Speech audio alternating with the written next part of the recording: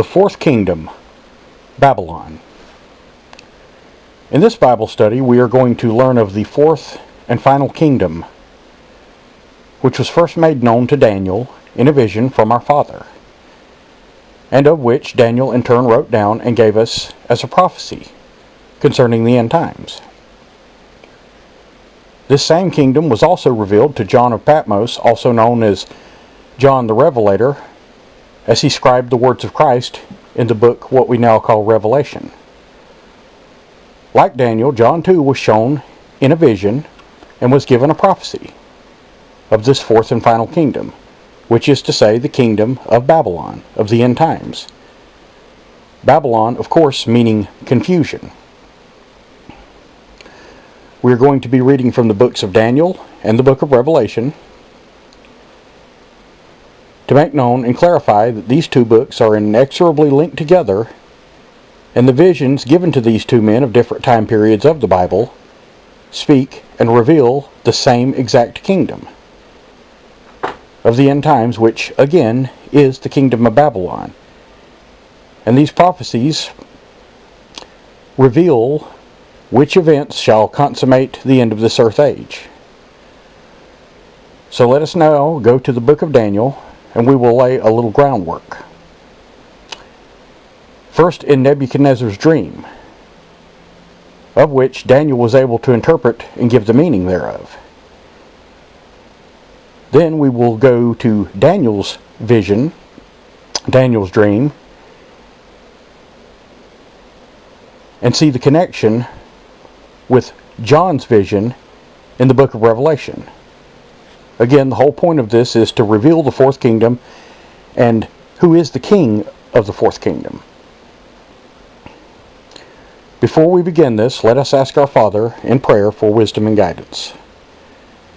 Father in heaven, we come before you and we ask that you lead us, that you guide our understanding, that you reveal to us things hidden, that we may better understand your overall plan, that we will not be deceived, and that it may be found pleasing unto you. And we ask this, Father, in the name of our Lord and Savior, Jesus Christ. Amen. Now we're going to be going to Daniel chapter 2, and as I had alluded to, Nebuchadnezzar, the king of Babylon, had a dream which troubled him greatly, and none of his magicians or wise men were able to interpret the dream for him. So he sent for one of his enslaved servants, which was Daniel, because it had been told to him that Daniel had a gift and could interpret the dream. So we're going to pick this up where Daniel is standing before Nebuchadnezzar, the king of Babylon. So, chapter 2 of the book of Daniel in verse 26. And the king answered and said unto Daniel, whose name was Belteshazzar, Art thou able to make known unto me the dream which I have seen and the interpretation thereof? Verse 27. And Daniel answered him in the presence of the king and said, Daniel answered in the presence of the king and said, The secret which the king hath demanded cannot the wise men, the astrologers, the magicians, the soothsayers show unto the king. Verse 28. But there is a God in heaven that revealeth secrets, and maketh known to the king Nebuchadnezzar what shall be in the latter days. Thy dream and the visions of thy head upon thy bed are these. Verse 29. As for thee, O king, thy thoughts came into thy mind upon thy bed, what should come to pass hereafter. And he that revealeth secrets maketh known to thee what shall come to pass. Verse 30. But as for me, this secret is not revealed to me for any wisdom that I have more than any living, but for their sakes that shall make known the interpretation to the king, that thou mightest know the thoughts of thy heart. Verse 31. Thou, O king, sawest, and behold, a great image. This great image, whose brightness was excellent, stood before thee, and the form thereof was terrible. Verse 32. This image's head was of fine gold, his breast and his arms of silver, his belly and his thighs of brass. Verse 33. His legs of iron, and his feet part of iron and part of clay. Verse 34. Thou sawest till a stone was cut out without hands, which smote the image upon his feet, that were of iron and of clay, and brake them into pieces. Verse 35.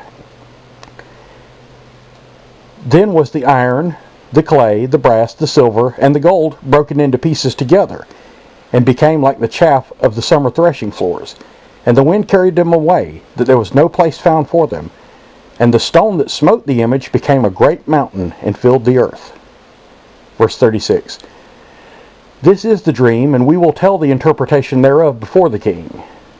Verse 37. Thou, O king, art a king of kings. For the God of heaven hath given thee the kingdom, power, strength, and glory. Verse 38. And wheresoever the children of men dwell, the beasts of the field and the fowls of the heaven hath he given into thine hand, and hath made thee ruler over them all. Thou art this head of gold. Verse 39.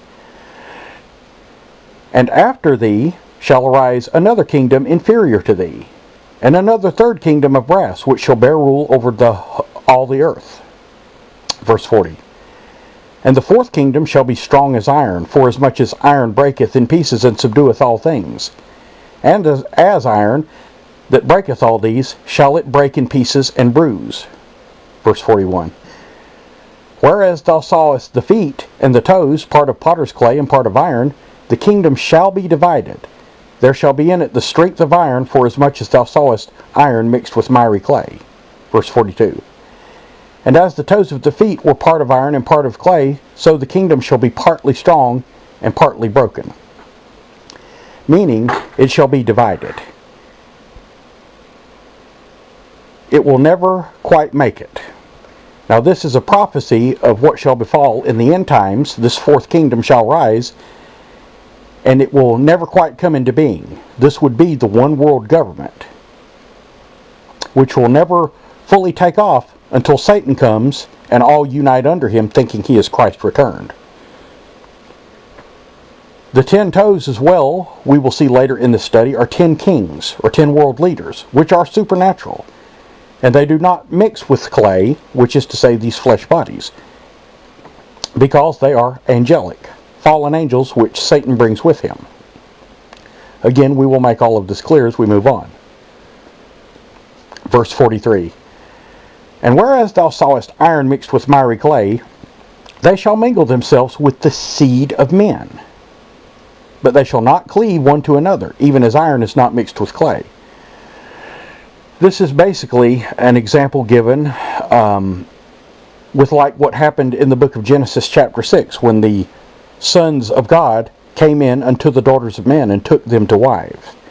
This is speaking of the fallen angels that shall accompany Satan when he comes claiming to be Christ's return. Verse 44. And in the days of these kings, in other words all these 4 kingdoms, shall the God of heaven set up a kingdom which shall never be destroyed. The kingdom shall not be left to other people, but it shall break in pieces and consume all these kingdoms, and it shall stand forever. Verse 45. For as much as thou sawest the stone cut out of the mountain without hands, that it break in pieces the iron, the brass, the clay, the silver, and the gold, the great God hath made known to the king what shall come to pass hereafter. The dream is certain, and the interpretation thereof sure. Now, this image, this beast, you might say, is symbolic of 4 kingdoms which shall rise, and by our time have already risen, and now we're heading into the 4th kingdom. This dream would prompt Nebuchadnezzar, in his pride and in his self-glory, to build to himself an image which was made of gold and which was 60 feet tall, and the base was 60 by 60 cubits. And of course Nebuchadnezzar would demand that all should fall and worship the beast, and as many as would not worship it should be killed. He demanded that they should all fall and worship when they heard the 6 instruments play. This is a type of 666, the mark of the beast. Now we know that 3 Hebrew children, Shadrach, Meshach, and Abednego, did not fall and worship the image, and were cast alive into the fiery furnace, but lived. And as Nebuchadnezzar himself marveled, there were 4 men in the fiery furnace, and one was as the Son of God. This was a type and example to us of how God's elect shall be delivered up before the false Messiah, the Antichrist, and shall never fall and worship him, but rather shall give a testimony against him, as spoken by Christ himself in Mark chapter 13, Matthew chapter 24, and Luke chapter 21. This false Christ is also written of in the book of 2 Thessalonians chapter 2 by Paul. But these 3 Hebrew children were an example of God's elect, which shall not be harmed. It is written that they cannot harm a hair on your head. And the stone which breaketh in pieces, the beast, or the image of Nebuchadnezzar's dream, is a type, of course, of the stone, Jesus Christ the rock, which shall destroy the 4 kingdoms, and the 4th kingdom especially of Babylon, under the Antichrist, who is Satan, the real king of Babylon, which is to say, confusion. We have another example in our own modern symbology of a beast system.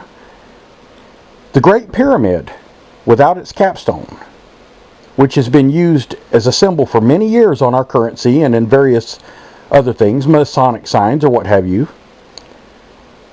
is a symbology of this same Babylon rising. The pyramid minus its capstone is symbolic of the stone that the builders rejected. Now, the Great Pyramid without its capstone is exactly 606 feet high, just as the dimensions of the beast and just as the mark of the beast number.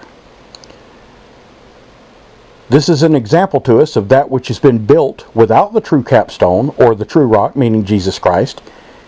It's symbolic of the world being made subject to the beast, or the beast system, which shall be a one-world government minus the true Messiah, which shall cause the whole world to wonder after this political beast, this one-world system, and then finally the king of it, which is none other than the king of Babylon, the head man, Satan himself. Now, the missing capstone is often portrayed on our money, on our currency, and drawn opaquely, and within it is contained the all-seeing eye, symbolic of God and of Christ. Verse 46 to continue. Then the king Nebuchadnezzar fell upon his face and worshipped Daniel, and commanded that they should offer an oblation and sweet odors unto him. Verse 47. And the king answered unto Daniel and said, Of a truth it is that your God is a God of gods and a Lord of kings and a revealer of secrets, seeing thou could reveal this secret. Then the king made Daniel a great man, and gave him many great gifts, and made him ruler over the province of Babylon, and the chief governors over all the wise men. Now, we're going to continue with this thought, and we're going to go now to Daniel chapter 7, and we're going to see Daniel's vision, Daniel's dream himself.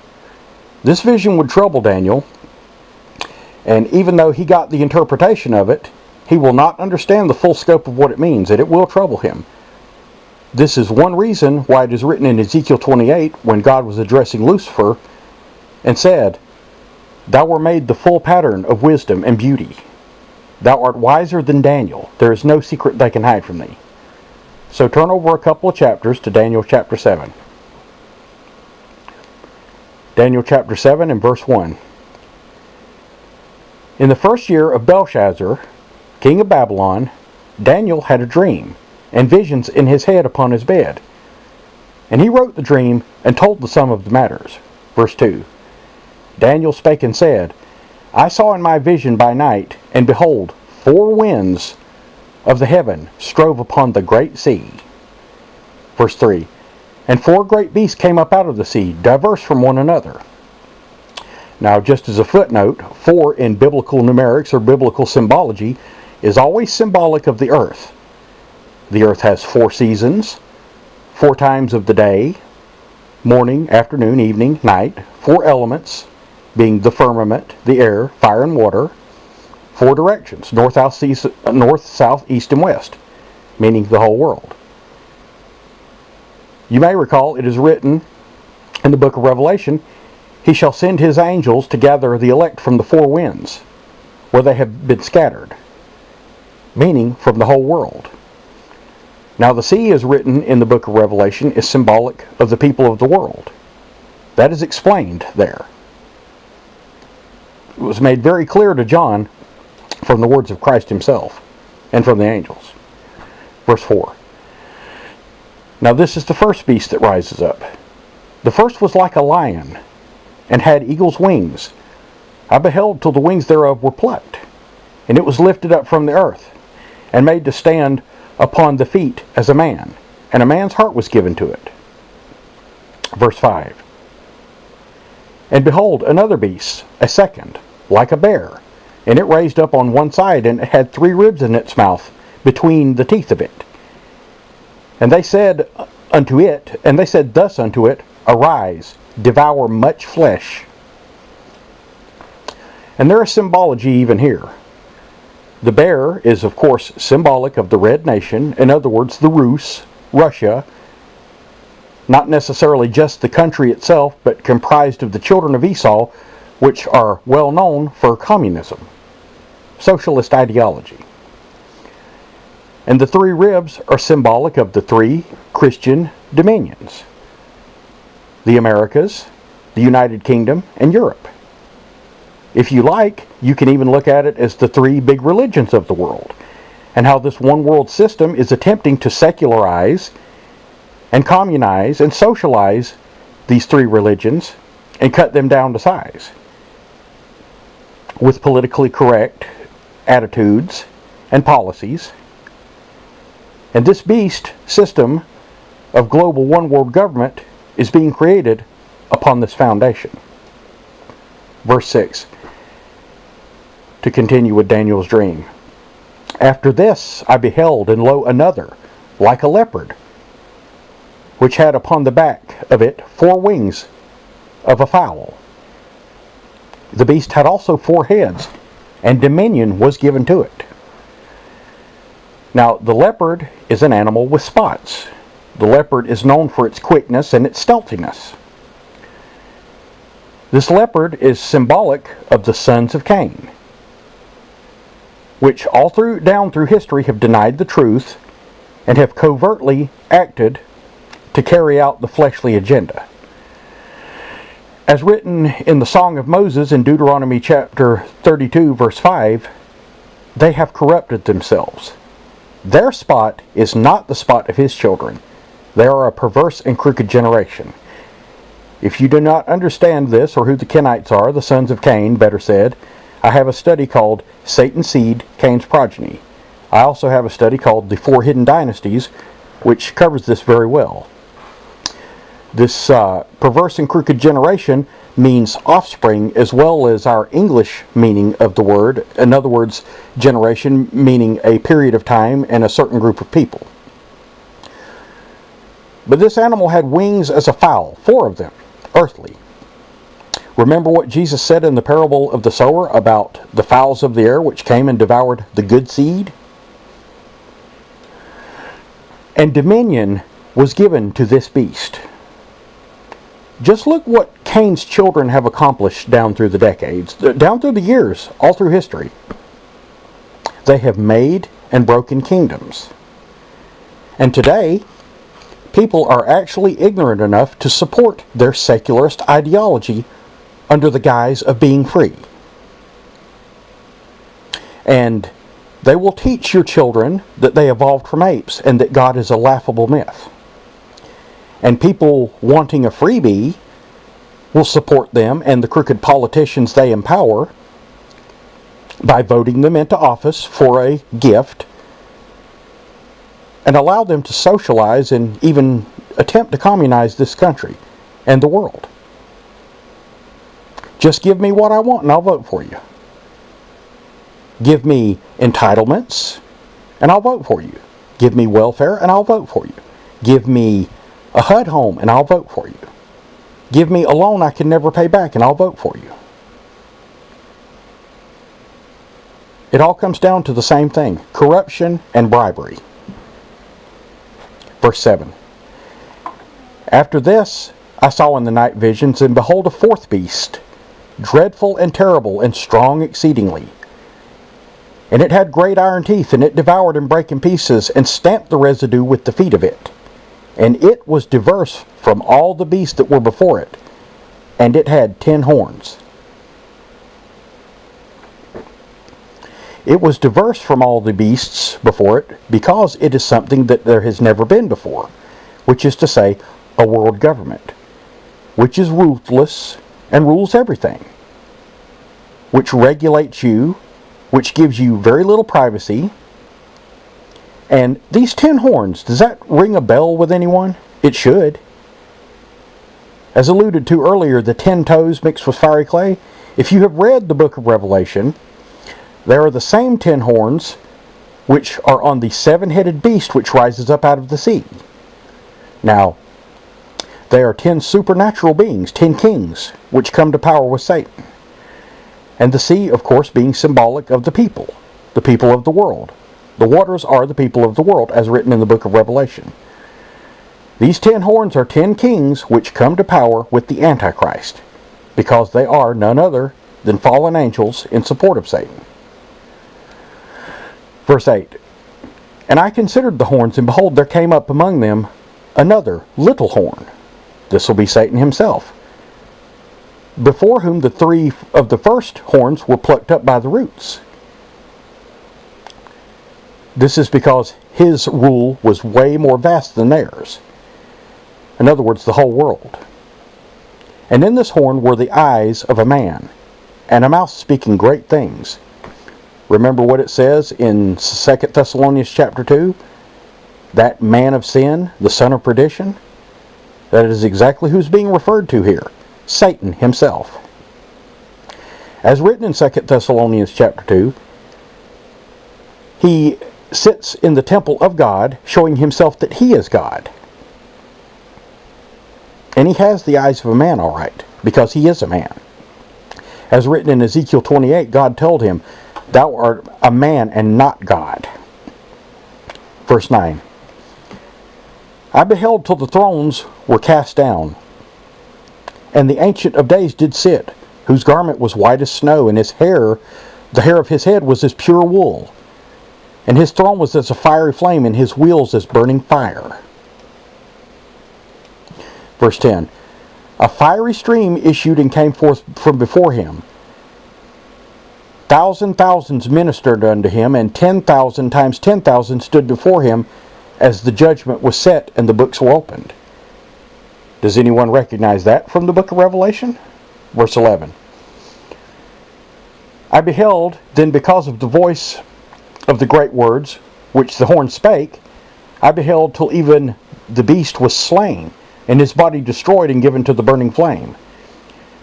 Now, this refers to the end of Satan's reign, the end of the deception of the Antichrist. For it will be revealed at this time that he was the false Christ, to the embarrassment of all who didn't know the truth and who did fall and worship him. Verse 12. As concerning the rest of the beasts, they had their dominion taken away, yet their lives were prolonged for a season and a time. Verse 13. Verse 13. I saw in the night visions, and behold, one like unto the Son of Man came with the clouds of heaven, and came to the Ancient of Days, and they brought him near before him. Verse 14. And there was given him dominion, glory, and a kingdom, that all the people, nations, and languages should serve him. His dominion is an everlasting dominion which shall not pass away. His kingdom shall be that which shall not be destroyed. Now this is referring to the great stone which breaks in pieces the 4 kingdoms, which is none other than the rock, as I said, Jesus Christ himself, whose kingdom shall never pass away. Verse 15. I, Daniel, was grieved in my spirit, and in the midst of my body, and the visions of my head troubled me. Verse 16. I came near to one of them that stood by, and asked him the truth of all this. So he told me. and he made known the interpretation of things. Verse 17. These great beasts which are four kings which shall arise out of the earth. Verse 18. But the saints of the Most High shall take the kingdom and possess the kingdom forever, even forever and ever. Verse 19. Then I would know the truth of this fourth beast, which was diverse from all the others, exceeding dreadful, whose teeth were as iron, his nails of brass, which devoured and brake in pieces and stamped the residue with his feet. Verse 20. And of the 10 horns that were in his head, and of the other which came up, before whom the 3 fell, even of that horn that had eyes, and a mouth that spake very great things, whose look was more stout than his fellows. Well, let me stop there for a minute. Why is this king that rises up, why is his countenance, his looks, more stout than his fellows? Well, quite frankly, because the other kings, the previous 3 kings, have been human kings. But this king is not human. It is Satan himself, playing the role of Christ, the Antichrist, which is what Antichrist means. It means in place of Christ. As written in Ezekiel chapter 28, though Satan is evil, his countenance is that of beauty, which is why his deception works so well. In the book of Revelation, it is stated that he looks like a lamb but speaks as a dragon, meaning he looks like the lamb slain Jesus Christ, but he speaks deception and lies because he is the dragon, Satan himself. 21. I beheld, and the same horn made war with the saints, and prevailed against them. This is when God's elect shall be delivered up before the kings and councils for a testimony against them. Because Satan will overpower them for a time, until the return of the true Christ. Verse 22. Until the Ancient of Days came, and the judgment was given to the saints of the Most High, and the time came that the saints possessed the kingdom. Verse 23.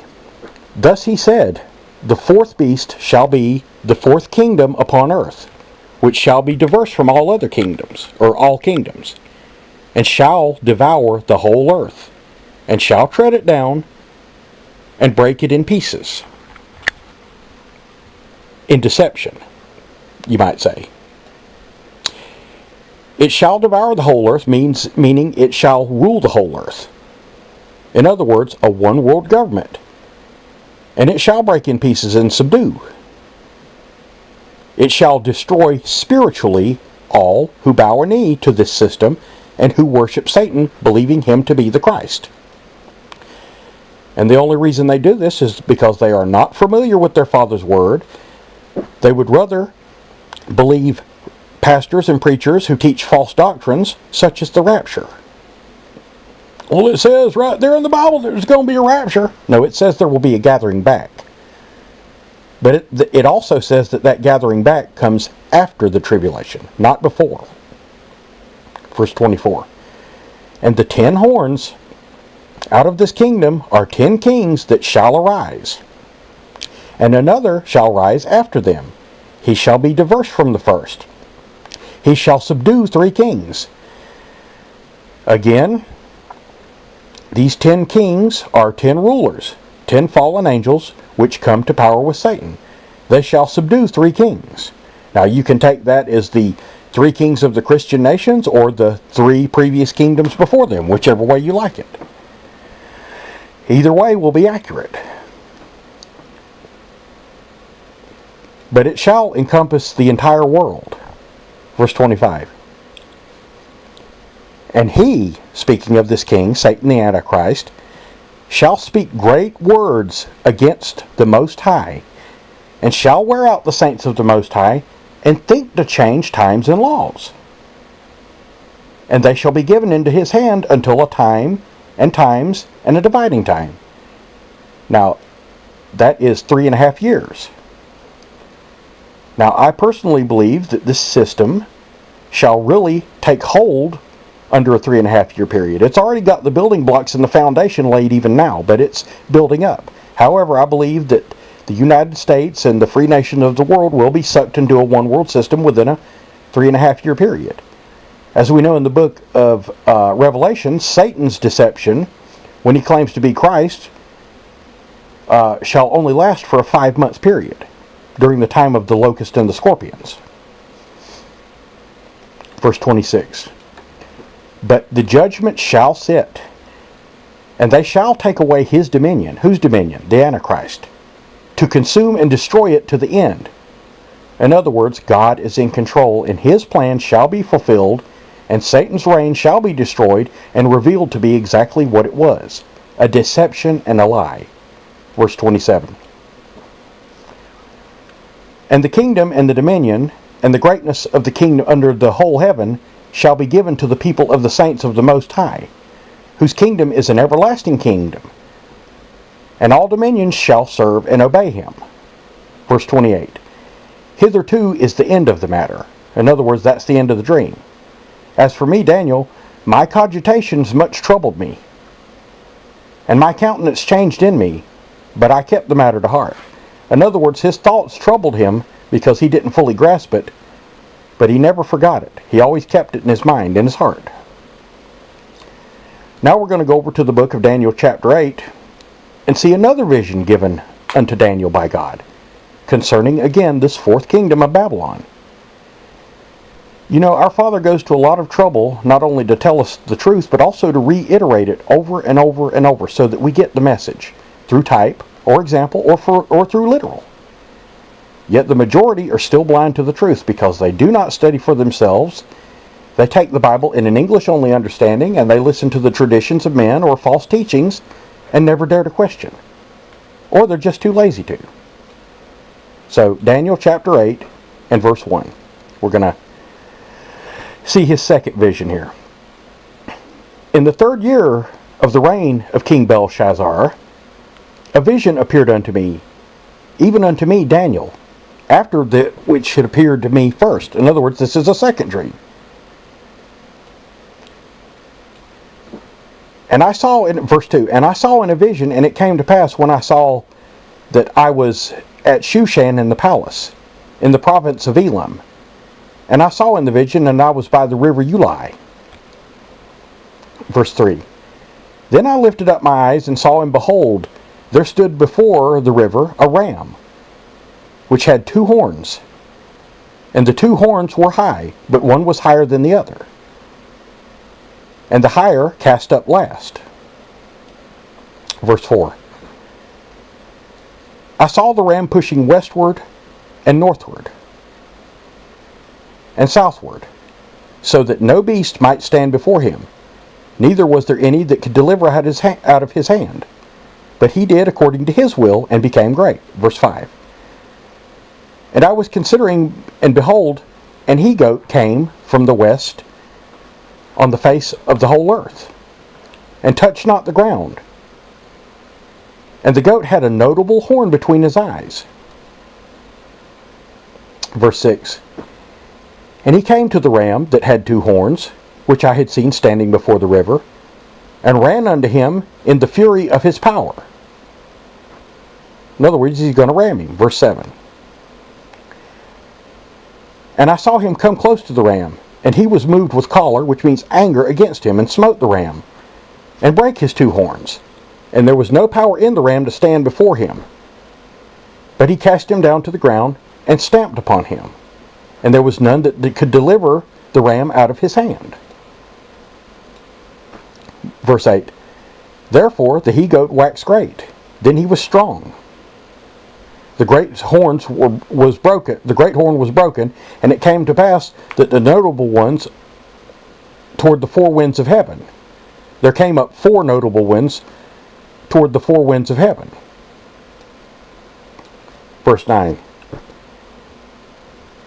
And out of one of them came forth a little horn, which waxed exceedingly great toward the south, toward the east, and toward the pleasant land. Now that is all 4 directions covered between this he-goat and between the little horn.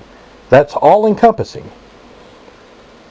Now, the he-goat is the one world system rising, powered by, you guessed it, the children of Cain, which kills the ram. And then the little horn comes along. Verse 10.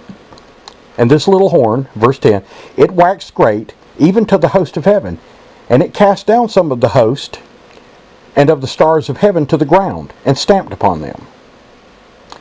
Does that remind you of the verse where Satan's tail drew 1/3 of the stars of heaven, meaning the children of God? Verse 11. Yea, he magnified himself even to the prince of the host. And by him, by this false one, the Antichrist, the daily sacrifice was taken away, and the place of the sanctuary was cast down. Now, to understand this, what is the daily sacrifice? That is your love to God, your prayers to God, your reverence for God.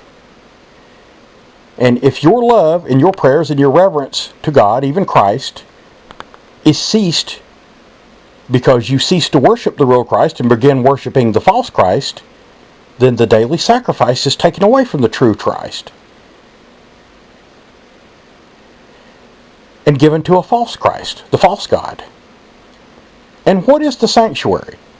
It is the temple of God, which shall be defiled, as written in 2 Thessalonians chapter 2, and in the book of Revelation, by the Antichrist. Moreover, it is the church and the faithful being stolen away from God by Satan's deception, due to man's ignorance about the truth and due to Satan's power to fool the masses. Verse 12. And an host was given him against the daily sacrifice by reason of the transgression. You know what that means? That means by his transgression, by his lying and saying he's the true Christ, when he's not, the daily sacrifice is taken away. And it cast down the truth to the ground, and it practiced and prospered. Why would it practice and prosper? Because people aren't aware of how Jesus Christ said he would return.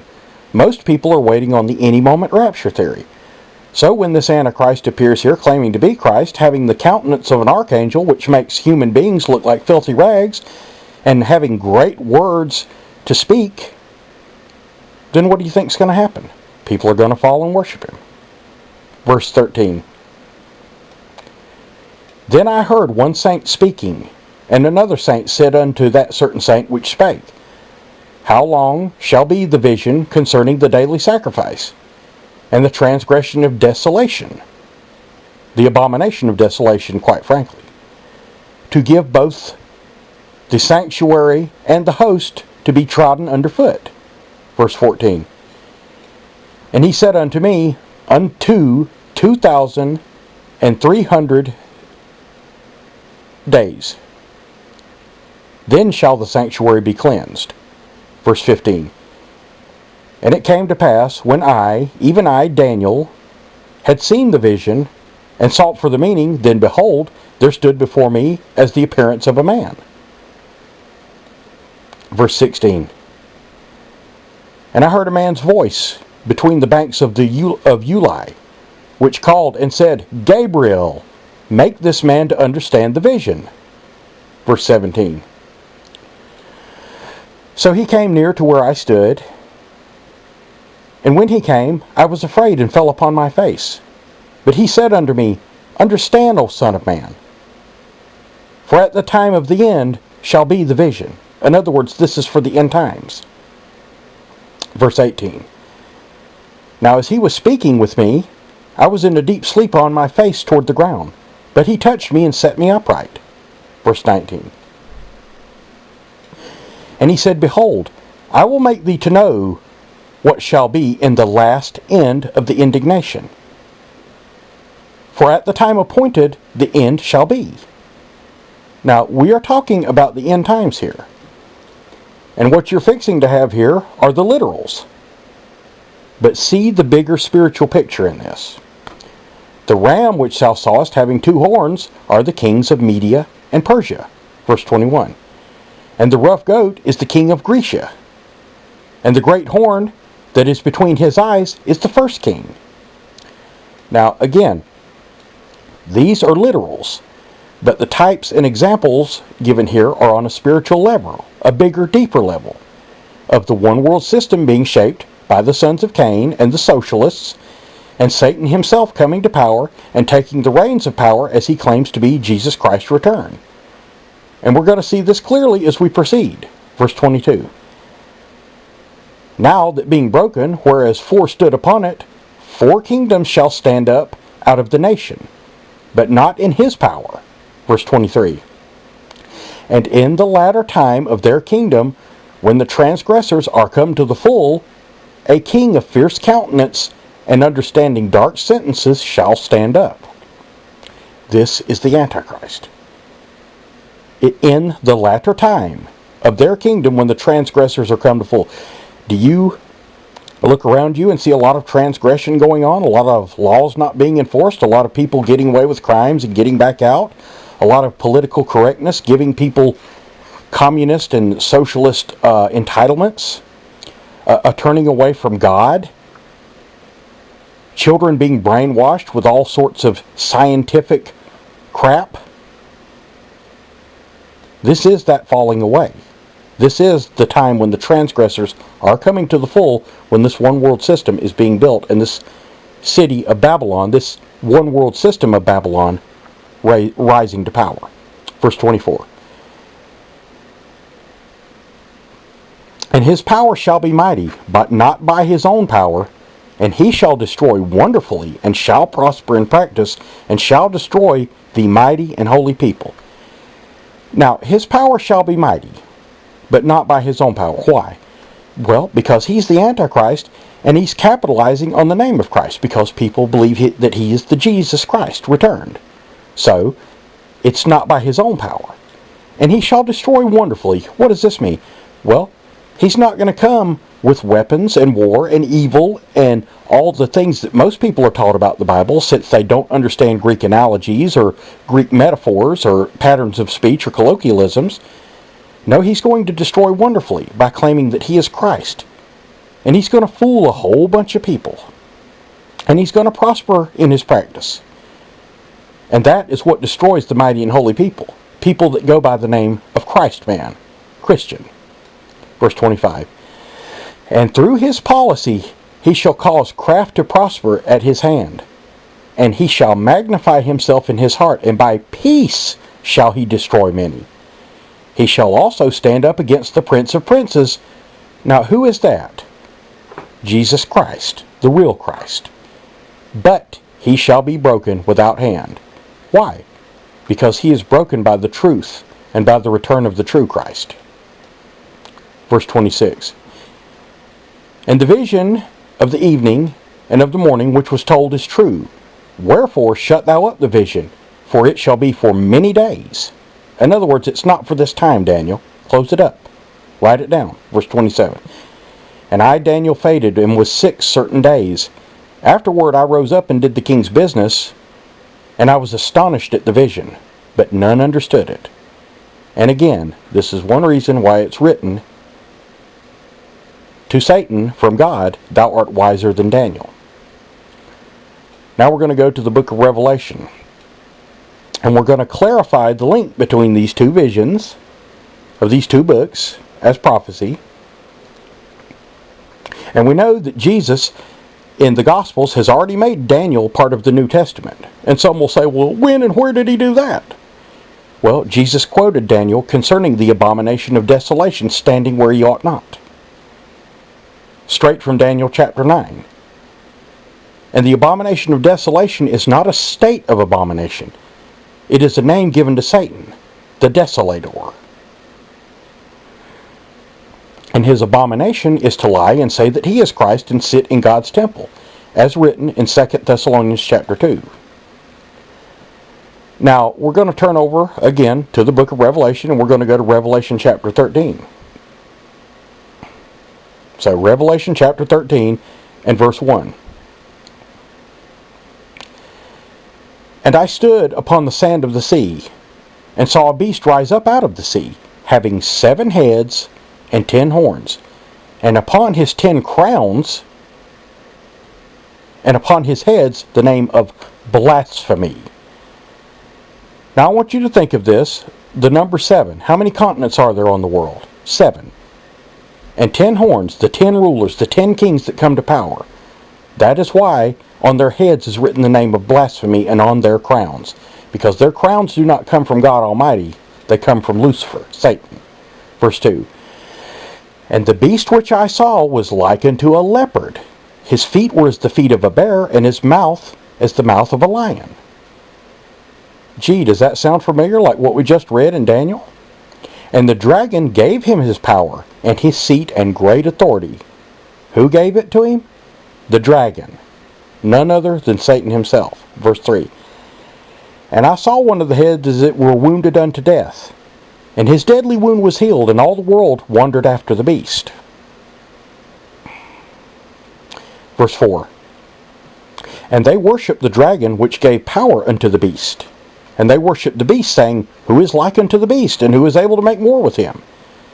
Now, the dragon is that which is Lucifer, Satan, the Antichrist, who gives power to the beast, the one world system. So, if you're in a one world system, who is able to make war? You can't, because you're all part of the same government. One world system. This is the whole purpose behind the United Nations and the League of Nations, and has been building for many years. Verse 5. And there was given unto him a mouth speaking great things and blasphemies, and power was given unto him to continue 42 months. That's 3.5 years. Again, we know for the elect's sake that his time has been shortened to 5 months. Excuse me. Verse 6. And he opened his mouth in blasphemy against God, to blaspheme his name, his tabernacle, and them that dwell in heaven. Now, how can he do that? Well, he blasphemes his name because he claims to be Christ.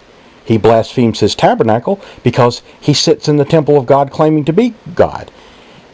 And he blasphemes them that dwell in heaven because he brings fallen angels with him and gives the illusion that he's brought back your relatives and friends and families. And also because the people in heaven, the host of heaven, will not be here to defend against his lies, because it is not time for that yet. Verse 7. And it was given unto him to make war with the saints, and to overcome them. And power was given him over all kindreds, tongues, and nations. There you go, the entire world. And all that dwelt upon the earth shall worship him, whose names are not written in the book of life of the Lamb slain from the foundation of the world. Verse 9. If any man have an ear, let him hear. That means sharpen up and pay attention. Christ would say that many times. Verse 10. He that leadeth into captivity shall go into captivity. He that killeth with the sword must be killed with the sword. Here is the patience and the faith of the saints. Now you know there is a good example right there in that sentence. He that kills with the sword must be killed with the sword. What is the sword? Revelation chapter 1 verse 16. The sword is the two-edged tongue of Christ, meaning the truth or the word. So let's realize that he who kills with the truth must be killed with the truth. Well, how can someone kill with the truth or the word? Simple. They don't study. Not only are they deceived, but they deceive others with false doctrines and false teachings and traditions of men, such as the any moment rapture, when the Bible clearly states that Jesus does not come first, but that Satan comes first. So they lead people into captivity. The captivity of the king of Babylon. Now the Bible states that Jesus Christ appears at the 7th trump, as 7 thunders utter. In the book of Revelation, and also in the book of Revelation, the Antichrist appears at the 6th trump, the 6th seal, and the 6th plague of the book of Revelation. Now, can you count to 7? Verse 11. And I beheld another beast coming up out of the earth. Now this is going to be a reiteration. And I beheld another beast coming up out of the earth, who had 2 horns like a lamb, and he spake as a dragon. Remember, he looks like the lamb slain. Why? Because none of us have ever seen Jesus Christ with our own eyes. Nor have we seen Satan, but we know that Satan's description is one of a pattern of beauty. His countenance is very wonderful to behold. And when he comes here, claiming to be Christ, probably having nail holes in his hand, since he is an illusionist and a liar, then people are going to fall and worship him. He claims to be Christ's return. That is why he speaks like a dragon. He's lying. Verse 12. And he exerciseth all the power of the first beast before him, and causeth the earth and them that dwell in to worship the first beast, whose deadly wound was healed. Now, what is this beast that comes before him, before the Antichrist? It is the one world system which encompasses the whole earth, which, due to its secular, scientific, go-green policies, dumbs down the whole world to where people are confused as to the real truth, because they've walked away from God's Word. Babylon means confusion. Do you remember what happened at the Tower of Babel, where God confounded the masses where they could not understand one another? Hence the name Babylon, which means a state of confusion. And what is this deadly wound by a sword? Well, it is a threat to the world government and to the deception, because one or more of these nations, it says one head, so we'll assume it's one, threaten to pull out or leave the world order and cause it to collapse. No doubt because there is enough truth left in them to see what is happening. Not necessarily against Satan, but against the communist and socialist style policies which are being adopted and enforced. And then Satan appears claiming to be Jesus, and the world government solidifies and yields power to him, so the beast does live. Verse 13. And this is talking of the Antichrist. And he doeth great wonders, so that he maketh fire come down from heaven in the sight of men. Remember, Satan is supernatural. He is an archangel with powers more than a human being. So when he appears and does things like this, and claims to be Christ, and has the beautiful countenance, again, what do you think will happen? Verse 14. And he deceiveth them that dwell on the earth by means of those miracles which he had power to do in the sight of the beast, saying unto them that dwell on the earth, that they should make an image to the beast, which had a wound by a sword, and did live. Verse 15. And he had power to give life to the image of the beast, that the image of the beast should both speak, and cause that as many that would not worship the beast, that should be killed. Remember what Nebuchadnezzar did when the 3 Israelite children would not fall and worship his idol? And how is it that he gives power to this beast that it should speak? That means he gives it the power to set policy, to make the laws. Such as anyone who will not fall and worship this one world system, or give reverence to it, or pledge allegiance to it, or worship the false Christ, thinking he is Christ, should be put to death. Verse 16. And he causeth all, both small and great, rich and poor, free and bond, to receive a mark in their right hand, or in their foreheads. Now I want you to look at that really closely. Does that say on their foreheads or on their hand? No. It says in their foreheads and in their right hand. What is in your forehead? Your brain, your mind. And if you believe the lie that Satan is Jesus, then you are deceived and your mind is fooled. So you wear the mark. And what is your right hand symbolic of? That is symbolic of your works. Meaning that you will work for this Antichrist, believing him to be the Christ in ignorance.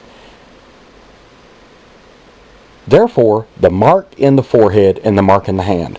It is not barcodes, as people will try to tell you, because this is the same mark set upon Cain, and at the times of these writings, there were no barcodes.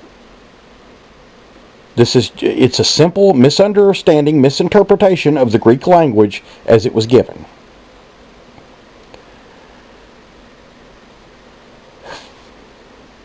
Verse 17, to continue. And that no man might buy or sell save he that had the mark, or the name of the beast, or the number of his name. Now, what does this mean? You can't buy and sell unless you have the mark, or the name of the beast, or the number of his name. Well, the name of the beast is the one world system that shall rise under this false Christ, and the number of his name. What is the number of his name? Well, that means you would have to call this false Christ Jesus. You would have to fall and worship him. That is how you take the mark.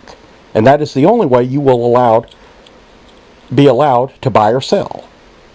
You know, the sons of Cain have always controlled commerce. And they have a vast amount of the world's money. Verse 18. Here is wisdom. Let him that hath understanding count the number of the beast. That means keep track over a long period of time of the number of the beast. For it is the number of a man. His number is 666. Now again, what man? That man of sin, the son of perdition, as written in 2 Thessalonians chapter 2. Now let's go into Revelation chapter 9 here for a minute.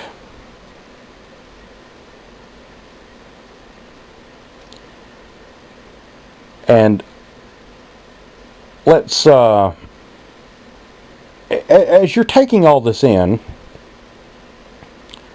try to remember what this vision is all about the fourth kingdom, the kingdom of Babylon, and the head of it. So, Revelation chapter 9 and verse 1. And the fifth angel sounded, and I saw a star fall from heaven unto the earth, and unto him was given the key to the bottomless pit. Verse 2. And he opened the bottomless pit, and there arose a smoke out of the pit, as the smoke of a great furnace, and the sun and the air were darkened by reason of the smoke of the pit. Do you know what that means? It means the light was cut off. Deception. And there came out of the smoke locusts upon the earth, and to them was given power, as the scorpions of the earth have power. And it was commanded of them that they should not hurt the grass of the earth, neither any green thing, neither any tree, but only those that have not the seal of God in their foreheads. Well, if they're deceived by thinking Antichrist, Satan, is Jesus Christ, then they don't have the seal of God in their heads, do they? No, they have the mark of the beast. Verse 5. And to them it was given that they should not kill them, but they should be tormented 5 months. And their torment was the torment of a scorpion when he striketh a man. Now, I know a lot of people are going to say, oh, that means horrible pain and agony. Actually, what it means is a scorpion, when he strikes,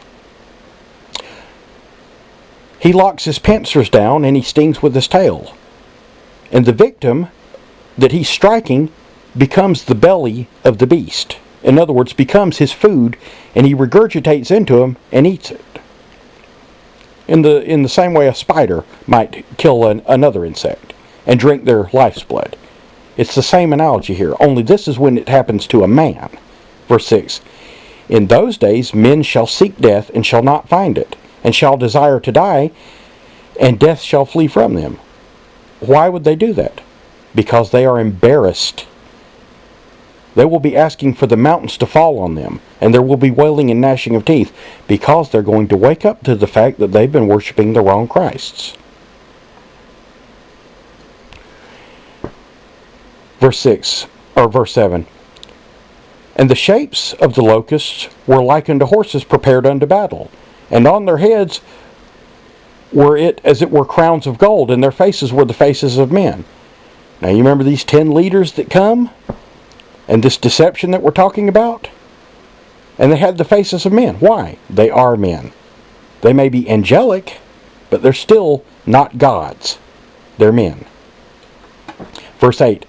And they had hair as the hair of women, and their teeth were as the teeth of lions. Now, this hair of women means that they were enticing. They were seductive. But their teeth would rip you into pieces. Verse 9. And they had breastplates as if it were breastplates of iron. And the sound of their wings was the sound of chariots and of many horses running to battle. Verse 10. And they had tails like unto scorpions, and there were stings in their tails, and their power was to hurt men 5 months. That's how long this deception lasts. Verse 10. And they had a king over them, which is the angel of the bottomless pit, whose name in the Hebrew tongue is Abaddon, but in the Greek tongue hath his name Apollyon. Here you have the two names of Satan. Both of those, Apollyon and Abaddon, mean the destroyer. They are both referring to none other than Satan himself.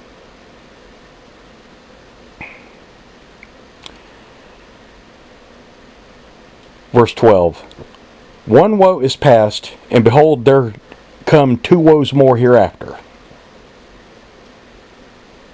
Now, one of those woes is going to be Satan's power, and the other is going to be when Christ returns. Verse 13. And the sixth angel sounded, and I heard a voice from the four horns of the golden altar which is before God. Verse 14. Saying to the sixth angel, which had the trumpet, Loose the four angels which are bound in the great river Euphrates. Do you know what the great river Euphrates is? It is the border between Babylon and God's people, between God's confusion and the seed of the truth. Verse 15. And the four angels were loosed, which were prepared for an hour, and a day, and a month, and a year, to slay the third part of men.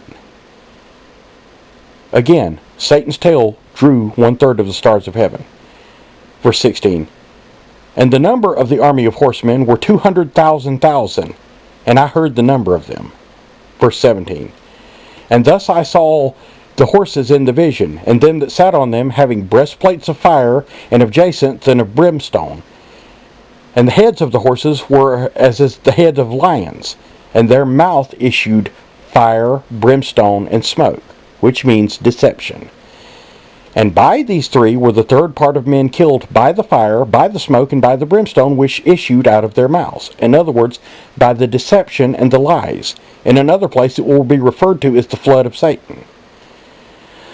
Again, this is a type of the rebellion where Satan's tail drew 1/3 of the stars of heaven, even in the first earth age.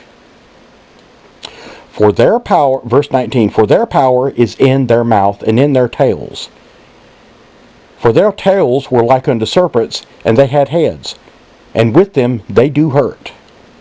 Verse 20, and this means likewise, and also the rest of the men which were killed spiritually by these plagues, yet repented not of their works, or that were not killed by these plagues, but repented not of their works, that they should not worship devils. Is that a clue? And idols of gold and silver and brass and stone and wood, neither can see, nor hear, nor walk. In other words, these are dead gods. They don't exist. They're made out of wood, silver, stone, and gold. They're man's idols. Verse 21, neither repented they for their murders, nor of their sorceries, or their fornications, nor of their thefts. And what you have there is actually more than two visions. You've got a couple by Daniel, but a couple in the book of Revelation. And this is only a small fraction of what is revealed by God about this fourth kingdom. And like Daniel, John is told to seal up the book, for it is for a future time. Even for now, these end times when Babylon, the fourth kingdom, is almost a reality. So both John and Daniel, as well as Christ, the Gospels, and Paul warned of what things would consummate the end of this earth age. This fourth kingdom of Babylon, which is to say the kingdom of confusion, shall rise, and it shall have a king, none other than Satan, Antichrist. I have various other studies on this subject, such as the rapture and the deception, and the Antichrist, parts 1, 2, and 3. I hope this study has helped you, and it is my prayer for you that you will study your Father's Word in depth, that you will obtain the truth, that you won't just listen to what is spoon-fed to you from most of the pulpits across this land, because, as written, the whole world shall wander after the beast, and the majority of the world is Christianity. And that ought to tell you something right there. As written in Isaiah 54, more are the children of the desolate than the children of the married bride. As we know, the famine for these end times is for hearing the Word of God. Not only hearing the truth, but understanding it. So again, my prayer for you is that you will dig into your Father's Word and that you will study to show yourself approved, and that you will ask God to bless you every day with His wisdom. Thank you for listening. This has been Just Thoughts.